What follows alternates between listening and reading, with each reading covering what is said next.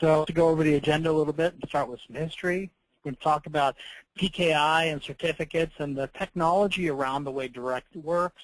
Going to go into the two different flavors of direct, talk about what controls are in place and how the ecosystem is set up, and finally, with a look forward and where it's headed. So let's talk the evolution of healthcare IT. If we think about where healthcare started and healthcare IT started, we see that way back in 71, the first email was sent, and in 72, the first EHR was introduced. So if we think about that evolution, we've been doing this healthcare IT thing for more than 40 years. But it really starts to change when we get into 1996 and HIPAA comes along. Health Information Portability and Accountability Act changes the way healthcare can be exchanged electronically. We go forward, we start seeing the way EHRs are being utilized, and it's pretty low. We see solutions in HIPAA with the security rule in 2003. The next event really is the HITECH Act, part of the American Recovery and Reinvestment Act in 2009, which introduces this idea of funding the rollout of EHRs and the meaningful use, of healthcare technology. That expands in 2011 to include stage 1. This changed in 2013, where we kind of revise and define some more functions of HIPAA, and then we bring us around to today, which is MU2.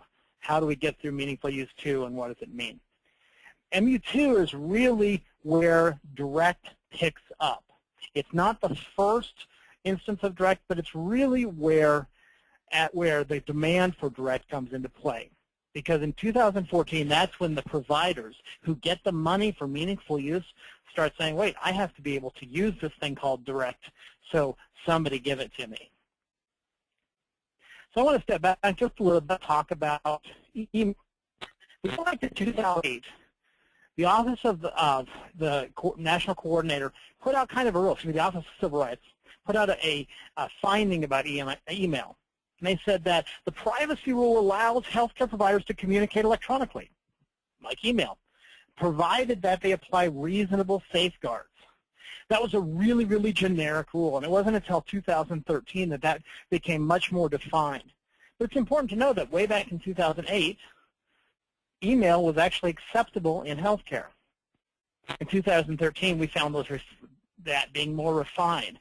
The privacy rule and the security rule and the role of business associates and business associate agreements became much more widespread. That understanding, that expectation of who's liable, what can be shared, how it can be shared became really refined in 2013. And that kind of brought us to direct.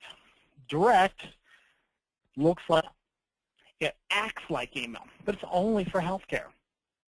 So an address for direct might look just like this, bwells@direct.aclinic.org. Looks like an email address. The structure is just like an email address. So we're going to talk about how it's different. Different because they start both being standard message protocol. Both direct and standard email use a standard SMTP protocol. Standard email and direct both use the internet for delivery. But here's where they get different. Here's where they divide. Direct has an identity validation component. Email doesn't have that. Direct has a secure encryption component. Standard email doesn't have that. And direct has end-to-end trust and liability. This expectation that there's a closed loop of communication. That's what makes direct different. Direct ends with a sender, either inside of an EHR system, standalone sender on the computer, even using a mobile device, working with a HISP, or Health Information Service Provider, to send a message to a recipient who is also connected to a HISP, again, Health Information Service Provider. The key is that the sender and the recipient both have been identity validated by their affiliated HISPs. And that exchange of identity and the associated certificates enables that secure communication. The key to all of this being secure is the X.509 Digital Certificate. There are 3 different entities that play a role in this certificate. The first is the registration authority.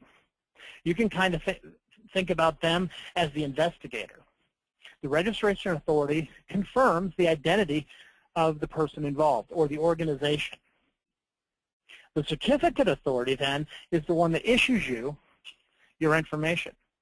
So you might consider the registration authority like the passport authority in the U.S. You get your passport. Then you go to the driver's license and you request your driver's license, and that's your certificate to drive. Last, you have the health information service provider.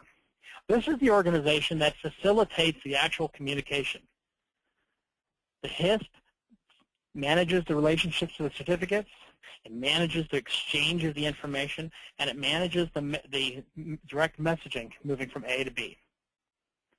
The way all this works is based upon PKI, or public key infrastructure. The best way I can describe public key infrastructure for you is it's a lot like a safety deposit box at a bank.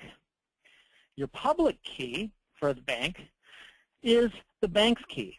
Now, they have one key that works in every mailbox, in every safety deposit box. The individual user has a private key that they keep secured. They have that key, the bank has theirs. Those 2 keys together allow you to access, open, get into, and use what's in that safe deposit box. Now, if we apply this PKI environment to direct, look at a situation where the sender and the recipient start by being trusted. There's a trust environment. We're going to come back to this trust environment here in just a minute. Once we have a trust environment, the message from the sender is encrypted using the recipient's public key. The sender's HISP grabs that public certificate and encrypts that message. It is now an encrypted message that is sent to the receiver's HISP. The receiver's HISP then uses the private key to decrypt that message. And this is how it moves in a secure manner across the internet. There are 2 types of direct: provider to provider, which is the most common right now, and provider to patient. So let's take the use case of provider. We're going to start on the left-hand side with a sender using an EHR built on the EPIC system. They're connected to data motion as they're sending HISP. They're going to send to a receiver who happens to be using the Cerner system, and Cerner also happens to be their HISP. We see that they both have direct addresses, Dr. Bob on the left and Dr. Susan on the right. Both of them have been identity validated and identity vetted, and that's demonstrated by the X.509 certificate that represents their address.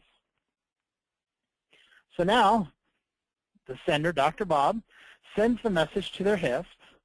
That HISP now has to negotiate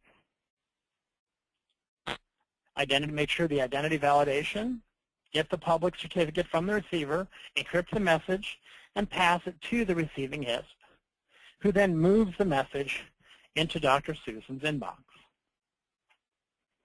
Everything that occurs inside this relationship, from the sender to the recipient, is accountable under HIPAA. Everyone inside here is liable. In fact, we call it the arc of liability. Dr. Bob, by sending the information, has responsibilities to ensure that it's securely sent, that the privacy is taken care of, and that there's accountability. Dr. Susan, by receiving it, is also liable. So everything underneath this structure is involved in HIPAA, and that's why we use direct, because we know that because they've been identity validated, there's our privacy concerns, and because we're using encryption, there's our security concerns, we're addressing it. We have a similar relation talk about the flow of information from provider to patient. The difference here is just a little bit, and that is that the patient's identity, while it's validated with an X.509 certificate, the level of assurance and the identity validation behaves a little bit differently because patients don't have the same legal behavior and legal representation. It is actually incumbent upon the provider on the left-hand side of the screen to ensure that they do know the accuracy of the patient they're sending to.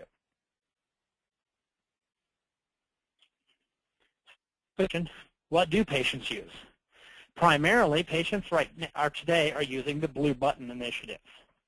The Blue Button Initiative is a health record retrieval system and health record exchange system, which is being driven by a number of entities within the, how do I phrase this best?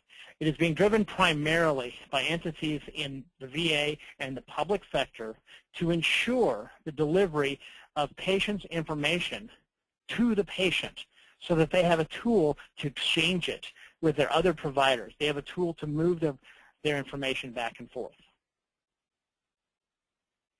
Another question that gets asked a lot is, who's in charge of this whole direct thing? Well, the Office of the National Coordinator for Health IT, which their website is healthit.gov, is really in charge of direct. They offered last year the Exemplar Grant for Health IT to the Direct Trust to establish the framework, the relationship, and the trust environment for the direct secure messaging protocol. That environment with the Direct Trust got an agreement with Health Information, the Electronic Healthcare Network Accreditation Commission, to create an accreditation program for all of the roles. The logo you see on the left right now is the accreditation logo for a HISP. Certificate authorities and registration authorities that we've already talked about are also accredited, capable of being accredited. Now, I said a little while ago we were going to talk about the whole trust environment. When the Office of the National Coordinator for Health IT came up with direct, they wanted the system to look something like this. A network of HISPs, or Health Information Service Providers, that had a relationship that they trusted each other. Each of the HISPs would say, I know my customers have been identity validated. I am going to agree as a HISP to operate under a certain standard, under a certain structure, to fulfill all of my duties to ensure security and privacy of the data. And I'm going to have the appropriate roles as a certificate authority and registration authority that service my customers. And therefore, I can help facilitate the delivery of messages from the left side, the provider, to the right side, whether it be a public registry, a patient personal health record, a government agency, or an HIE, or any of the other caregivers in the healthcare continuum. As this evolved, the EHRs and the HIEs primarily were interested in one thing. How do we integrate? Where is that point of integration? That point typically is between an application, an EHR or an HIE application, and their HISP. So let's talk about the role of that integration. There are 4 types of integration. The first type is called an XD or XDR, XDM type of interface. This is a technical interface at the network level. It is typically done directly to another system, not directly to the user. This interface facilitates communication from the HISP to the EHR, and the mailbox typically resides in the EHR, not on the HISP. Again, that's typical, not always. The second pathway we see often is traditional email clients. Using SMTP and POP3 to communicate with the HISP, they're able to send and receive messages from an email client. The third integration pathway we see pretty regularly is the use of the web portal.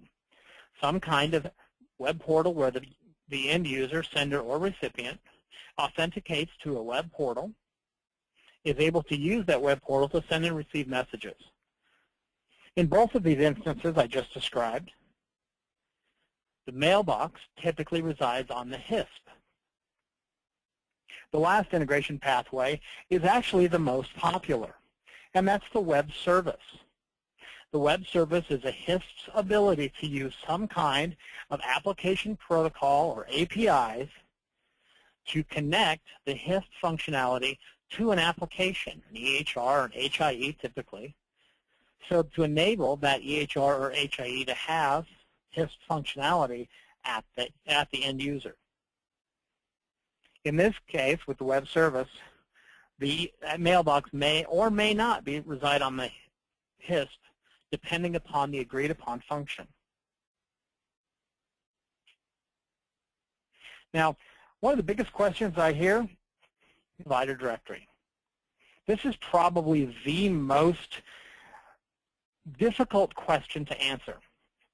Most providers, by the end of 2015, will have many addresses. They'll have one for their local EHR. They'll have one for any HIE that they are a member of. They'll have one for whatever hospital they have privileges at. And they may even have them for their associations, any associations they're affiliated with. The American Academy of Family Practitioners does have direct secure messaging addresses for each of their providers. So imagine, if you will, I'm a provider. I'm a provider in an ambulatory practice. I have a direct secure messaging address in my ambulatory EHR. I also have privileges to hospitals, so I have two different direct secure messaging addresses for those two hospitals. I'm a member of my local HIE. I have an address there, and I have an address for my association. Which is the address of value? Which is the address I want to receive referrals to? If the HISP for my HIE happens to be the only HISP participating in some kind of directory, I may not have published the appropriate address. This is a real challenge. The second challenge that exists is that XDR connections, by default, do not require mailboxes. A HISP related to an acute setting EHR may simply deliver all messages to that EHR without ever actually having the address itself, just simply the domain associated with the HISP. So the HISP would have no record to be able to disseminate the directory information. The next problem, there's no universal direct format. HPD Plus has gotten a lot of press and has been adopted by a lot of individuals and a lot of organizations, but it has not been established by any government entity as the standard for a directory, queryable, questionable, definable. I think back to when cell phones came out. Lots of people said, well, how do I find out someone's cell phone? We all know what happens today. If you need the cell phone number, either they've published it in their business card or their web page, or you ask them, hey, what's your cell phone number? The same is true for email. You can't look up everyone's Gmail account or Hotmail account or Yahoo account anywhere. You simply have to ask someone, what is your address? Until such time as a universal format for a directory and an expectation that all HISPs participate is established, I don't see a provider directory that has real value coming to the surface. The next here most often is, how do I know my message was delivered? That is a component for attestation and for certification of an EHR. How do I define it? We demonstrate that a direct secure message was delivered by the presence of an MDN, or message disposition notification. There are two types. The first type of MDN is the dispatched MDN. The dispatched MDN states that the message was received by the receiving HISP, accepted by the receiving HISP. The second MDN is the processed MDN. That processed MDN demonstrates that the message was delivered to the endpoint for the HISP. Now this is really, really important. Unlike traditional email where you can put a read receipt on messages and things like that, Direct doesn't have that kind of functionality. When something is delivered to the endpoint, that simply may be that the EHR has now received the message. Doesn't say anything about the provider actually receiving the message. This is something that I expect the Direct Trust to work out and expand the functionality of Direct when they meet again this fall. When we look at the big picture, the success of direct secure messaging in the industry relies on a number of things. The focus today has been on certification for the EHR, which requires direct secure messaging and the EHR integration, client interfaces be built. That's really been the last 9 to 12 months, seeing EHRs truly getting certified for meaningful use 2 with direct secure messaging embedded.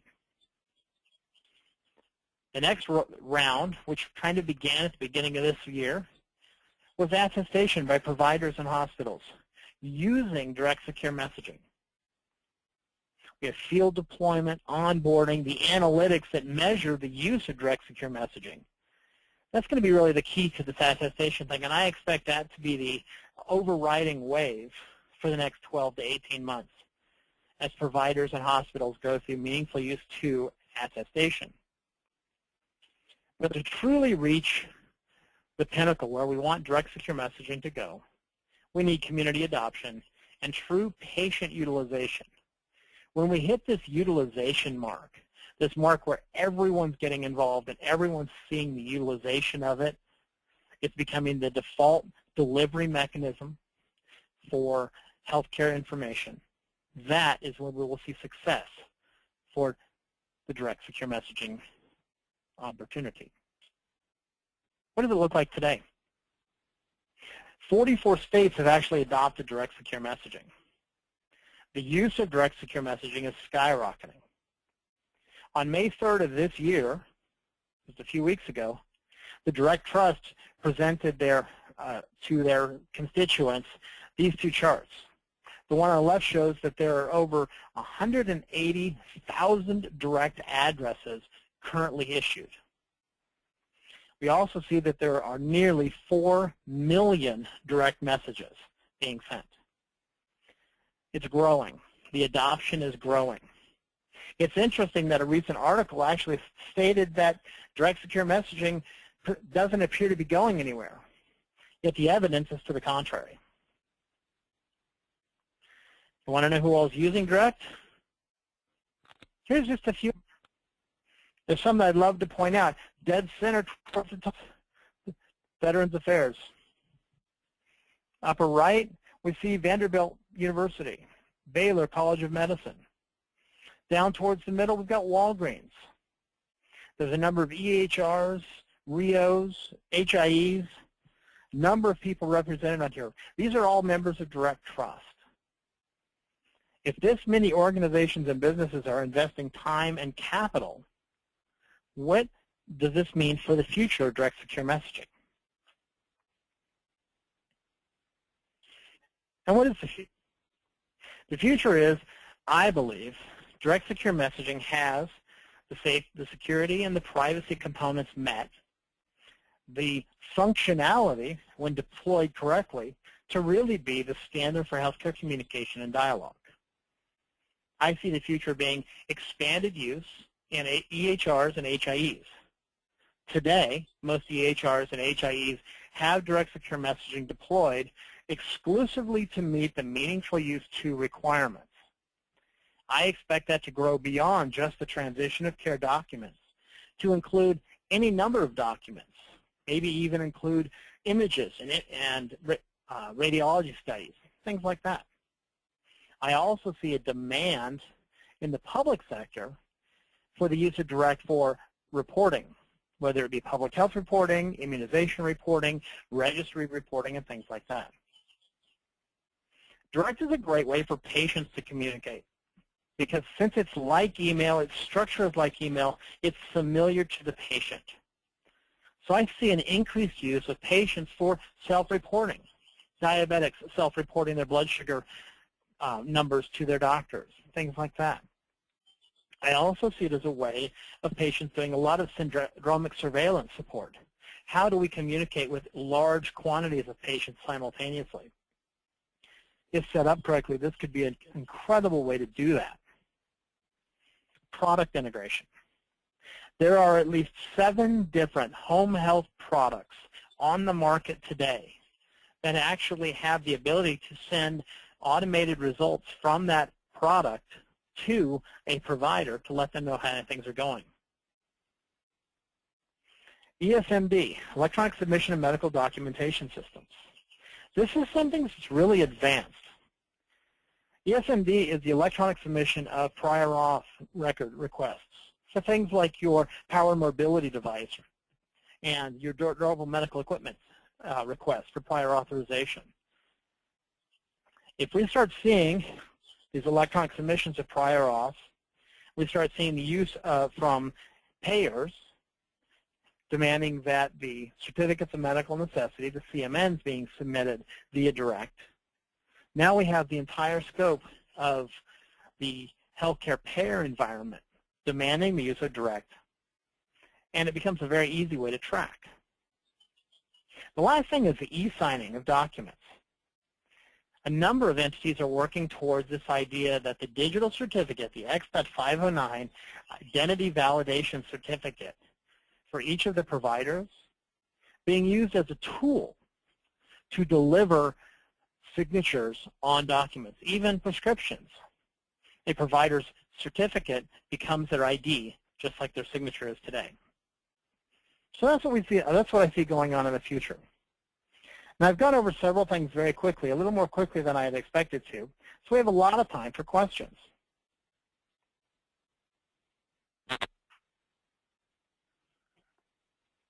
Thank you, Andy. Now let's see what we've got in the way of questions. I'd like to turn it back over to Sam. Thanks, Chris, and yes, thank you, Andy. We do have some questions keyed up for you. Can you tell us how many HISPs there are that are accredited? Today, there are 14 HISPs, or Health Information Service Providers, that are fully accredited with ENAC. There are 20 plus in queue in candidate status. Some of those are HIEs, some of those are EHRs, but right now there are 14 that are fully accredited. Thanks. So what kinds of data can be sent using direct? Direct is a standard protocol for messaging. Right now, what we see in the industry is the use of direct to send transition care documents. But direct, because it's a very general protocol, could be used to send anything. It depends upon the ability to send and receive within the application you're using. EHRs, many of them have left that closed, saying we're only going to send and receive transition or care documents. But direct itself is capable of sending anything you could send via email.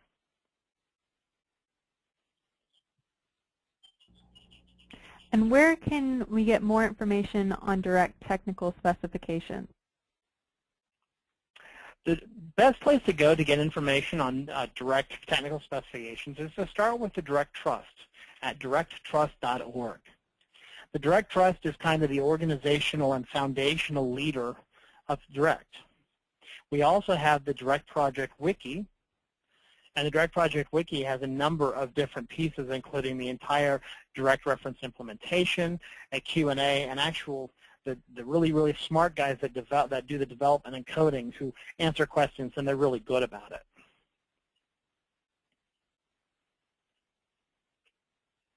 How does a provider obtain a direct email address? Is this part of the HISP test required for meaningful use stage 2? A provider can get a direct address in a number of different ways. First, a provider can get their address in partnership with their EHR.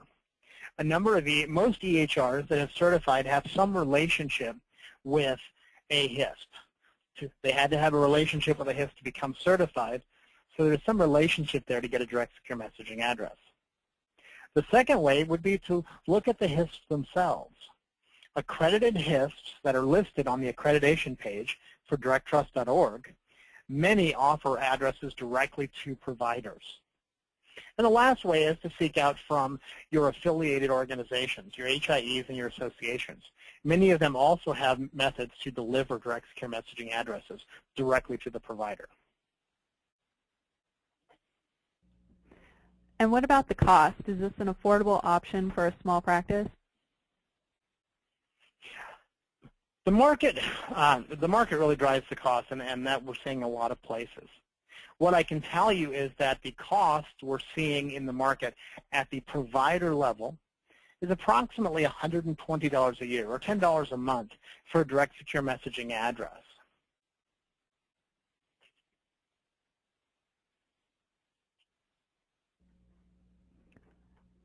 Thank you, Andy. If anybody has any additional questions, go ahead and send them to us now. And just so everybody knows, the webinar recording as well as the slide deck will be emailed to attendees following this live webinar. And just to add to the cost, this is Chris.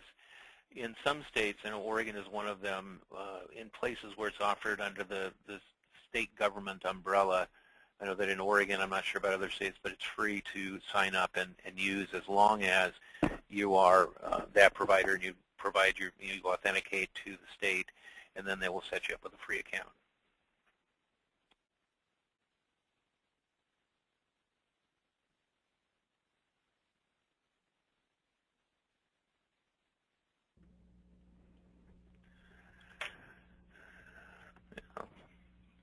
See if we got any more questions here. I think one of the things that, this is a great opportunity for those out there that need a way to securely send something and the ability to authenticate who they're actually sending it to, rather than clicking in your address book and finding it's going to the wrong person, who may be somebody like your plumber or somebody else that you don't really want to get that message. This is a good way to do that as far as sending it securely and then having some form of authentication mechanism, because you've got to have someplace that's linked into Direct to actually send it to them. There are a lot of different methods of secure messaging. This is becoming sort of or at least the trend that, or hope is that this will become more of a national solution rather than what we've seen, which is a fragmented approach. There are lots of vendors out there that will give you secure messaging. That doesn't necessarily provide you the other piece, which is the authentication piece. I know that Oregon is a good example of where they've set it up, and they're calling it a health information exchange. It's not really. It's a good way to send things securely, and it's a good way to have that authentication piece, but it's not what I would consider a health information exchange in and of itself. And this could be part of the building blocks of a health information exchange, but in and of itself, it's a good way to inexpensively send things and meet the NIST safe harbor standard for encryption. Not really a requirement for meaningful use, but it is, there you do have to find some solution if you're going after meaningful use dollars to allow your patients to securely communicate with you. Because one of the things that's really interesting is in the omnibus rule and the HIPAA/CLIA rule that came out in February this year, there is only one exception really to sending something unencrypted, and that's to the patient, if the patient knows the risks and you inform them of that. On the other hand, meaningful use doesn't give you that option. With meaningful use, the requirement is it has to be secure. So that's one of the places where, and I'm glad that Andy was able to join us today, that's a good place where you can go to make sure that you do provide that accessibility to your patients. Looks like we've got some more questions that came in. The next one is, how do you verify that this is a HIPAA compliant? Can it be used with business associates? Andy? That's a great question. So when I talk about direct secure messages being HIPAA compliant, when I look at HIPAA, I look at it from a little bit more pragmatic. Chris is my go-to guy for the deep meaning, but I look at it from a very pragmatic perspective. Am I meeting the reasonable standards for ensuring privacy? Am I meeting reasonable standards for ensuring security? And have I taken into account any risks? That to me are the three questions you ask to ensure HIPAA compliance. Direct secure messaging, the sender and the recipient have to be known. You have to know who they are. They have to be identity validated. And the delivery end-to-end must be secure and encrypted. By meeting those standards of privacy and security, I believe reasonably meets the requirements of HIPAA. Now, does it involve business associates? Absolutely. Anytime one party sends protected health information, the PHI, to another party, they, by action, are business associates.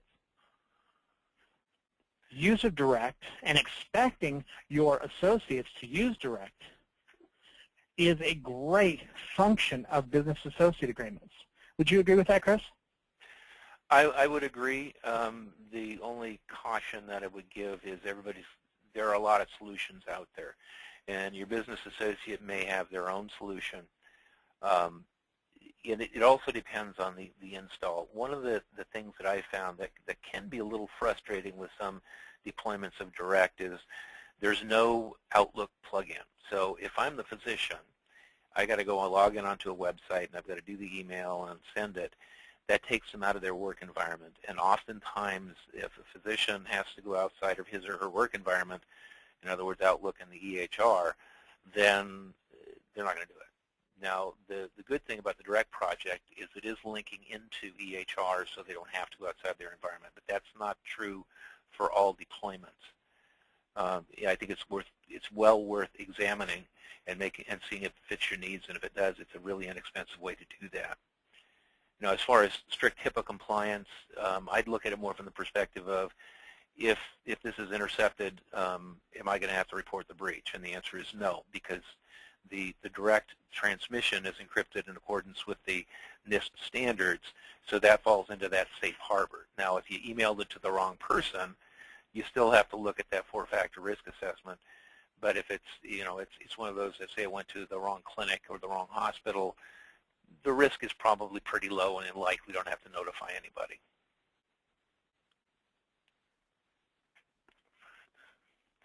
The next question is, do you have to be a provider to get a direct address, or can HIT consultants receive them? That's a great question as well. It depends upon the expectations and standards of the HISP. Most HISPs allow any participant in the healthcare spectrum to get a direct secure messaging address, provided they can their identity can be validated and their domain is specific to their function. But it does depend upon the standards of the registration authority, whether they're and the relationship to the HISP, whether they accept non-provider addresses or not. And I guess in Oregon we're always different about some things. That's one of those where the great state of Oregon has said, no, you have to be a provider, otherwise you can't have access. Next one is, so didn't you say that the receiver has to be on the HISP as well? So what would the patient do to sign up with a HISP? Patients access direct secure messaging via some kind of patient portal, where the portal and their affiliation with the portal has met the criterion for your identity. Now, remember I said that patients and their identity, level of assurance of their identity is a little bit different. A patient who has access to a provider portal, to a patient portal at their doctor's office or at their hospital, where they've already have some relationship there, their identity is validated by nature of being a patient with that organization, and that portal, the patient portal, has direct secure messaging built into it, then can go out and use direct secure messaging from that portal. It's not a situation where the patient simply goes to a HISP and says, hey, I want an address. That's not the function of it. The function of it is specific to a related healthcare environment. So Andy, you're saying that in essence, in order for patients to access it, they have to be communicating with a provider who has deployed a patient portal. Or a patient, or related to some other patient portal. There are a number of proprietary patient portals, Get Real Health, Health Logic, and Health Vault, are patient side only. They're not directly with a provider's office, but they are participating in health organizations, and your membership to them is typically paid for either by your health insurance or by the hospital or something like that as a way of driving improved health. So like personal health records? Correct. But that would be, I think, a solution for the patient. I think in the end it sounds like in order to, because you got to do this for meaningful use if you're going after meaningful use stage 2, that they would basically have to have a portal in order for the patient to get access to the direct email account. Is that correct? That's correct. Okay. Because the one I'm the most familiar with is the one I use as a patient, and that's MyChart through Epic. And that has basically the functionality built in also as far as sending it. So it may also depend on the portal you're using, because a portal may be already proprietary and it allows that communication.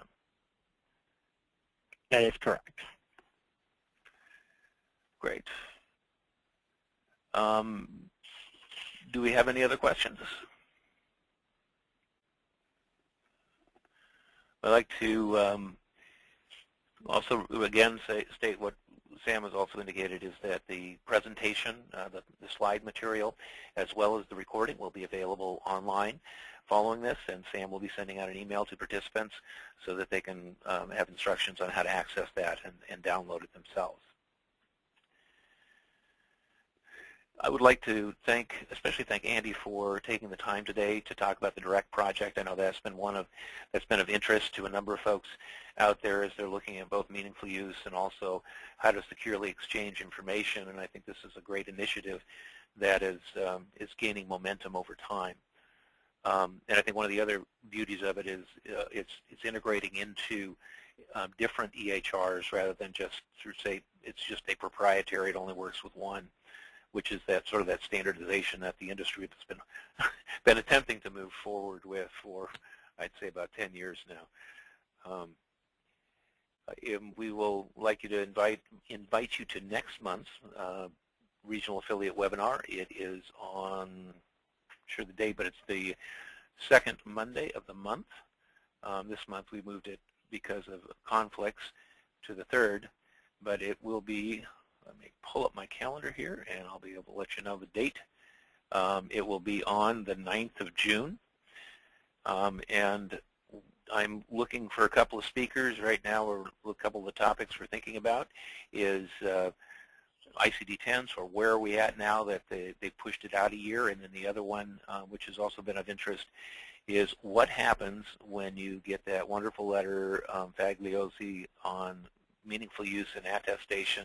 How do you prove it, and what do you need to do to prepare for it? So more will be coming out about that. If you have ideas that about webinars you'd like to hear about, or if you'd like to be a presenter or speak about a specific topic of interest to you, please get a hold of me, or you can get a hold of Sam, and we would be happy to accommodate. Do you have any final words, Andy? No, not really. I appreciate everyone's attendance on this webinar. I do believe that the Direct protocol and the Direct project is going to be the future of healthcare communication. I'm committed to that, and happy to answer any questions that people have as we go forward. So if you have any questions that come up after the call, I know I do that, I'll go back to the office and say, darn, I should have asked this. Please feel free to send those to myself or to Sam, and we'd be happy to get them over to Andy and answer. So I'd like to thank everybody for taking the time this afternoon, and have a great month.